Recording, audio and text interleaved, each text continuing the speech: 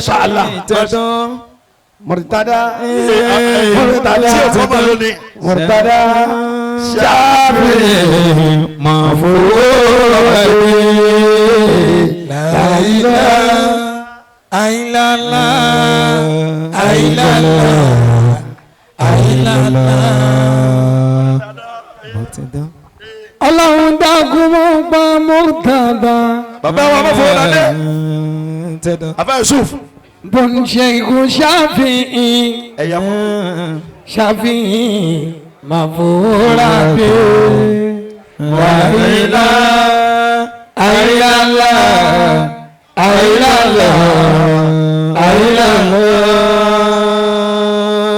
Adimun. Ẹ ti sùn o.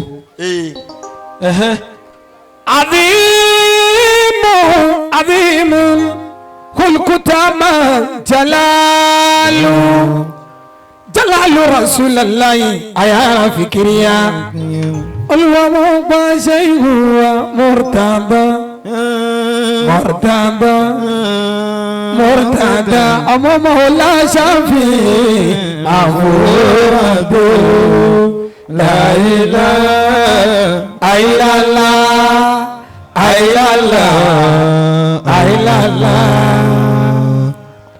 عبادته من ربي إليه محبة صلى الله عليه وسلم فسبحان ربي ذكري تجليا محمد مقدار وعدامتينة محمد يوم البدرك إذا لو محمد نور الخلق وهو محمد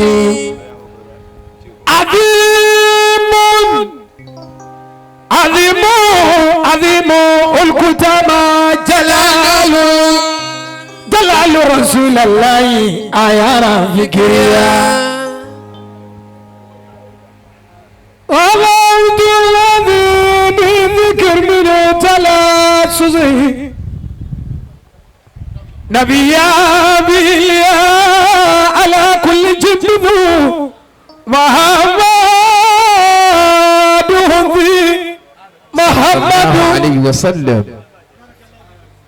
محمد وهو كنز وملجأ وسري ومن كل بليات منكذي وهو الذي لم يدع الداعي بذكره ولم يستجب الذكر أين تلاسس بآدم قد بين تقطعات وذعيله لما أيرى من مناكذ والنوح وإبراهيم وإذا إسماعيل والكل جنب ثيب الوجود محمد صلى الله عليه وسلم الضيف فرامنك بيا ممن ما تنقل الناذل لسير الصمما فليترى إني أنيء ببابي وأمشي بتاديب لطه مسلما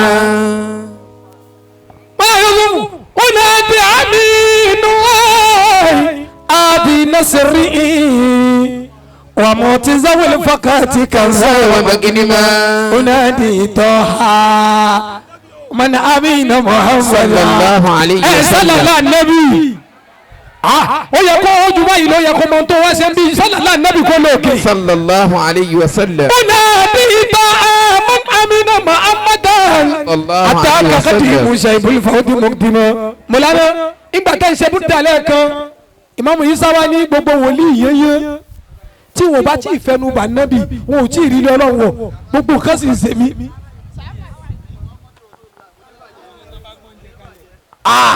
ìmáàmù Ìsá sì kọ́ tarbiyya àlewàlewọ́ a sì wùsùlù lẹ́ẹ̀kan náà mọ̀lánà Alhaji Ibrahim kò sí tó jó ojú gbogbo wòlíì ẹgbẹ́ rẹ̀ lọ ṣéwù nígbà tí mo dé ọdúnlù jẹ̀mí máa fi kí nàbẹ̀ abúlé tá a ká kẹ́hù máa lẹ́mí kasi rabbiya. wọ́n ti ń porúkọ ọlọ́run kì í ṣe bẹ́ẹ̀ mọ̀ tó dé àwọn èèyàn mọ̀ jágbàjàgbà orúkọ ọlọ́run ṣé wò ní ìgbà tí mo dé ọ̀dọ̀ wọn ojú ọ̀run ni mo ti bá gbogbo wọn àtọkọ ọlọ́run tí ń bẹ lọ́wọ́ wọn mo wá jí wọn pẹ́pẹ́pẹ́ fàjà òbí fọyọ́ bí. bilbari bilamtu. fúkàdí káàdùrọ̀ la kìtàbí àndàrkì sáwìyà ó ní pẹ̀lú ọlá tani bìfọ́dìlì ìlàhí nasi jalla jalaluhu wa hubu rasulillahi nabiya. àṣẹ tó jójú gbogbo wọn lọ́nu. sallallahu alayhi wa sallam. ìfọ̀dìlì ìlàhí nasi jalla jalaluhu wa hubu rasulillahi nabiya. alamtu yamina ìgbà tó ti nífẹ̀ẹ́ ànábì pété yẹyẹ ọ̀hún ni mo kúrò pẹ̀lú ẹ̀mí mi alamtu yamina innani la yuhibbuni siwa asahadu wal aksu fi hali murdina. ó bá tún ní wakọ́dé alimala akwamu ani kadimu. àṣebóṣe kòtò yẹn àṣàbí bí ànábì ní sẹ́wọ̀n ṣe lọ́fíì kọ̀ọ̀kan. sallallahu alayhi wa sallam. àṣẹ ojú wọn fi bá mùtárí ni kí wọ́n ti sọ̀rọ̀ àwọn dẹrú fún ànábì. ṣé o ní wakọ́dé alimala akwamu ani kadimu fọwọ́sùnú àbíbalá ìyọ̀lùfọ́ bí wọ́n sílẹ̀ wọ́n ní wọ́n máa qultu qawli ẹnì kan ò lè sọ ọdún dẹ́hùn wí látàárọ̀ ṣàtà mutaba ìjìyà wọ́n máa fà sani lọ́kẹ̀rẹ́ yọ̀láyìí. wọ́n ní wọ́n máa qultu ààrẹ tabalẹ̀ ní tí o lá nábì sallallahu alayhi wa sallam. wọ́n máa qultu ààsà duna ismi wa innani la aktumu sirra la yubahu ghayriya. سيد الوجود محمد رسول الله صلى الله عليه وسلم. أفاتني جل الله وأبونا غير محمد صلى الله عليه وسلم. النبي جزا الله أبو الناس خيرا محمدا ويا ليت سيري معروف لأحمدا أفضل خلق الله ترمى وأكرمه نفسا وذيرا ومكسيا وظلم الكلوى والقواماتقا وأكرامه قوما وأندى وأجودا وأتيار الكلاء جسما وملبسا وأتيابهم عيا وميتا وأبيضا وأرعام في الدنيا وأخرى وإنه شفيع الورى والكل لله بيرا ما سيدي طار إمامي سيدي طه إمامي إمامي سيدي طه إمامي.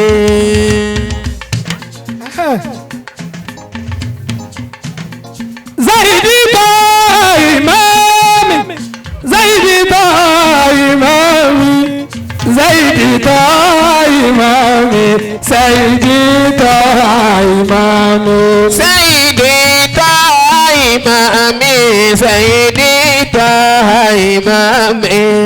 ظلم وصل القوامي ضربا وصل القوامي واقتزل ذكر الأغاني وارمي بالبيد لساني وسلامات جناني. سيدي طه إمامي سيدي طه إمامي. الملاهي والمقامي والملاهي والمقامي من جيراني أو مباني. ẹgbọ́ fọwọ́ ẹni kúlù sí wẹ́ẹ̀ká sàràbù obìnrin hàlẹ́lùmáhàlẹ́. سيدي طه إمامي سيدي طه إمامي.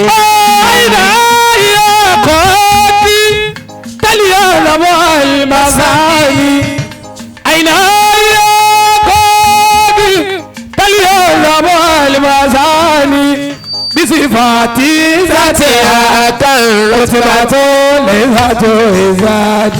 سيدي طه إمامي سيدي طه إمامي.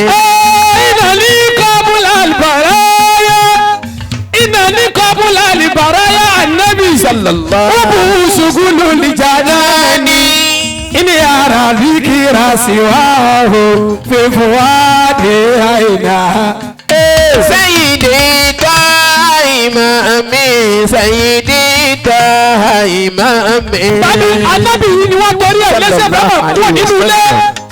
Ṣé wọ́n ní mọ́tò kú tí ó ti jì araju mi ní makani dúnà zambi.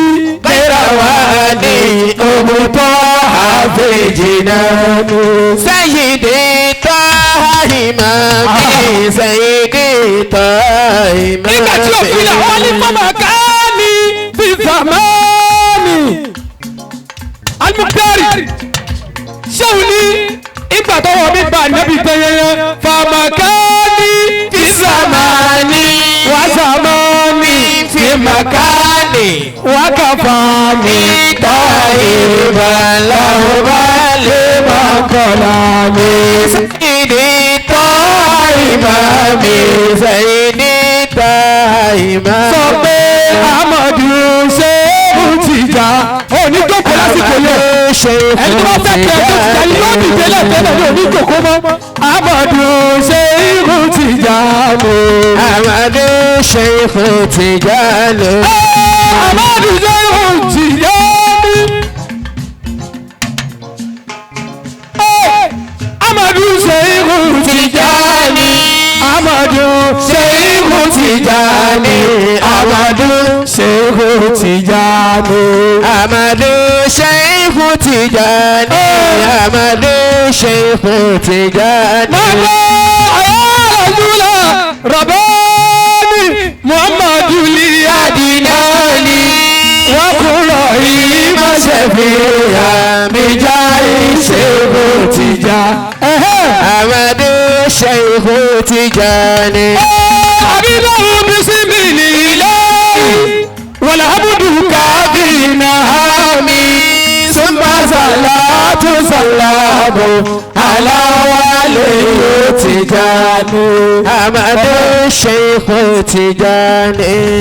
Kazuliki Abu Jamiya Abul Bashari Jamiya Kala Imole Bishiri Wada Sebo Adanani Amadu Ṣéhù Tìjà lò. Masha Allah. Ẹni sallallahu alayhi wa sallam. sallallahu alayhi wa sallam. Gbogbo wa ta débi bíi lónìí. Àtọkùnrin wa àtòmìnrin wa mi ta wa. Ẹnáwó yín báyìí. Ẹnáwó níbi tẹ́ ẹ dúró sí. Masha Allah. Àbátọ̀ yìí. Ẹnáwó yín báyìí. Ẹ wá sí báyìí. Ẹni sallallahu alayhi wa sallam. sallallahu alayhi wa sallam. Kọ́dà àtinú èèyàn máa ń bàjẹ́ lálẹ́ àná. Kéèyàn wà nínú ìbànújẹ́ lálẹ́ àná. Tó bá ti gbọ́ wípé wọ́n bí ànábì lónìí, ó yọ kó lè tọ́ọ̀nù ìbànújẹ́ yẹn kó sọ ọ́ dayọ̀ fúnra rẹ̀. Ẹ sọ ìbànújẹ́ yìí sùn dayọ̀ fúnra yẹn ní sallallahu alayhi wa sallam. sallallahu alayhi wa sallam. Ànábì wa Muhammad. sallallahu alayhi wa sallam. Àkàndé Ọlọ́run.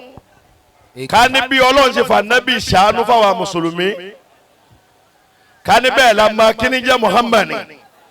La mọ rírì rẹ̀. Ẹ má jẹ́ ìtàn yín. Nínú ẹ̀kọ́ ta kọ́ lọ́dọ̀ bàbá wa Sheikh Ahmed Al-Mukhtar. Ṣéhù. Tẹ́ ẹ bá lọ tú gbogbo inú Bíbélì láti bẹ̀rẹ̀ tó fi parí. Níbi tọ́lọ́run ti ń kó àwọn Kìrìsìtẹ́nì lẹ́kọ̀ọ́ pé bẹ́ẹ̀ ṣe máa ṣe sí Jésù ní. Jésù ní. Ẹ máa pọ́n Jésù lé. Ọlọ́run kì í sọ bẹ́ẹ̀ fún. Ẹ ṣàṣàlátù fún Jésù. Ọlọ́run kì í sọ bẹ́ẹ̀. Lè bá a nínú Bíbélì. Àwọn tí wọ́n kọ́ lẹ́kọ̀ọ́, wọ́n wá lẹ́kọ̀ọ́, wọ́n wá lóye ju àwa tọ́lọ́ nídìí kọ́ wa lẹ́kọ̀ọ́ nù Kùránì lọ. Yòókù ànábì dáadáa. sallallahu alayhi wa sallam. Mọ̀ pé ìbànújẹ́ ńláńlá ló máa jẹ́. Ìbànújẹ́ ọkàn kẹ́nìkan ló ń lọ skul kó di rẹ́ mọ̀ pé. Kẹ̀wá rẹ̀ nìkan kó wọn ò tiẹ̀ lọ skul. Kó yá ajá sí pé gbogbo ẹ̀kọ́ tó wà kẹ́ ẹ máa expectation yín lọ́dọ̀ ẹni tó lọ skul òun ara tiẹ̀ lẹ́tí wá ń rí. Àwa mùsùlùmí nínú Kùránì. Imam Àríṣekọ́lá nínú Al-Kùránì àìmọye àwọn ààyè lọ́lọ́run ti ń pè wá. Ẹ̀yin mùsùlùmí o ẹ má wá mi o tẹ́ ẹ bá ń wá mi ẹ lè rí tẹ́ ẹ láìkì tẹ́ ẹ bá dọ́dọ̀ mi o.